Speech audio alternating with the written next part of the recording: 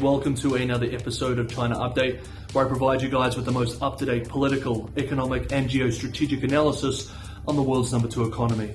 My name is Tony. Let's jump in. Okay, happy Thursday everybody. This week Hong Kong is hosting international bankers and industry experts for the Global Financial Leaders Investment Summit.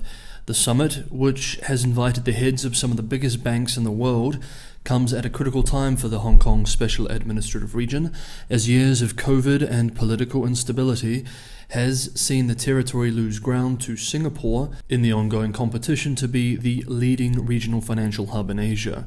It comes also at a critical time for international investor sentiment towards China, which, as we explored yesterday, has seen months of consecutive investor capital outflows. Last week also saw record sell-offs of Chinese stocks. At the event in the recently reopened Hong Kong, the bankers, rhetorically at least, were putting on a bullish face.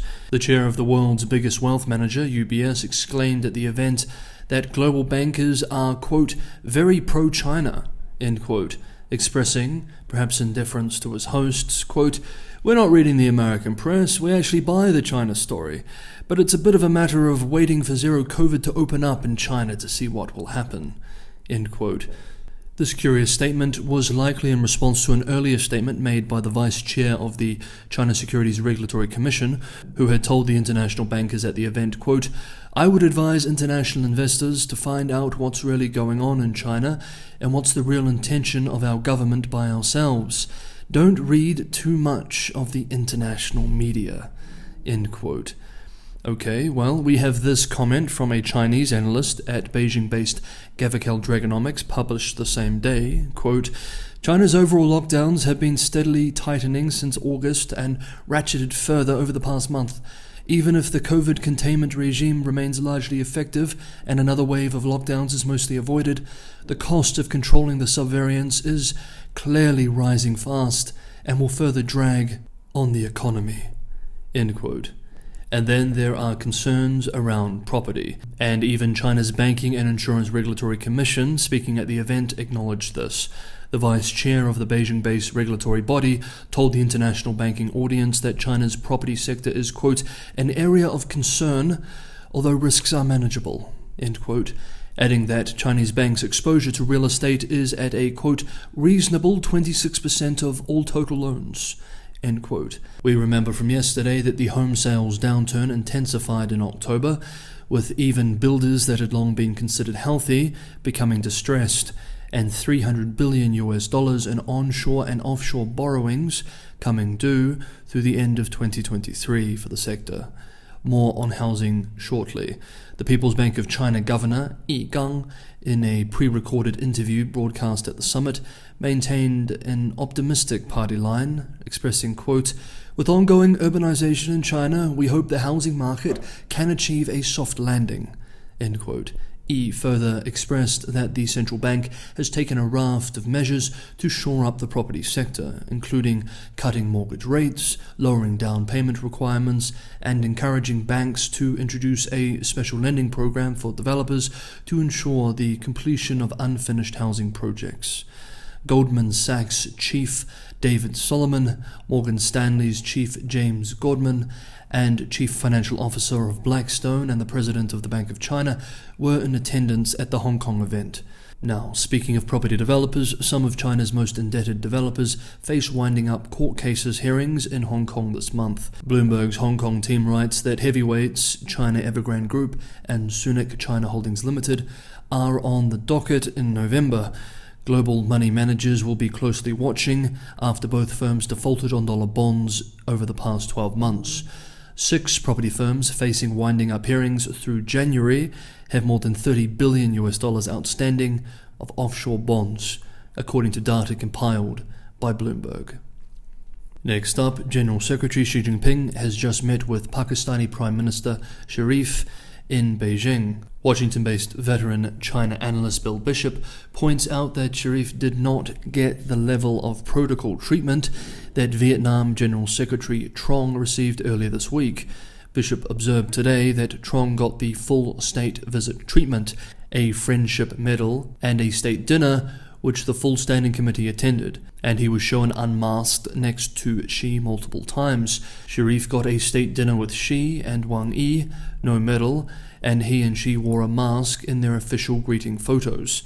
Among other issues, Xi called for the acceleration of construction of key cooperation infrastructure projects and, quote, expressed his grave concern about the safety of Chinese nationals in Pakistan, end quote, to quote state media. We remember that in recent years, Chinese nationals have been killed and injured in several terrorist attacks in Pakistan.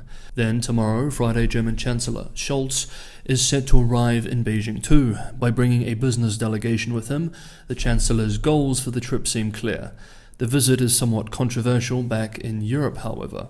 Quote, like Merkel, Scholz is giving Xi a geopolitical victory without much in return, and he is voluntarily sacrificing whatever leverage his government might have with China. He may not realize that, but members of his own government, some of whom have been working diligently for months on a new, tougher China strategy, are furious. As long as the German Chancellor doesn't buy into his own government's China strategy, then it is worthless, one German official fumed. The Chinese can see the divide in Berlin and Europe, and believe me, they will find a way to exploit it. It is absolutely fatal. And what is so stunning is that Scholz has done this all of his own free will. Macron initially proposed to Scholz that they would make a joint visit to Beijing, an idea that the German leader rejected. We have no idea what the Germans are up to on China, a French diplomat told me. We had hoped to send a joint message. The Germans didn't want that. End quote. And speaking of geopolitical and diplomatic moves, we have one more development to cover in today's video. If you're enjoying today's video, guys, don't forget to hit that like button. And as always, anyone who wants to go that extra mile and help me continue making China Update every day, keep the channel financially sustainable, Patreon and Buy Me a Coffee links are in the description below. Thank you so much, everybody, for the ongoing support. This week, China's global PR efforts were dragged out at the United Nations as the international body saw two competing statements on the situation in Xinjiang.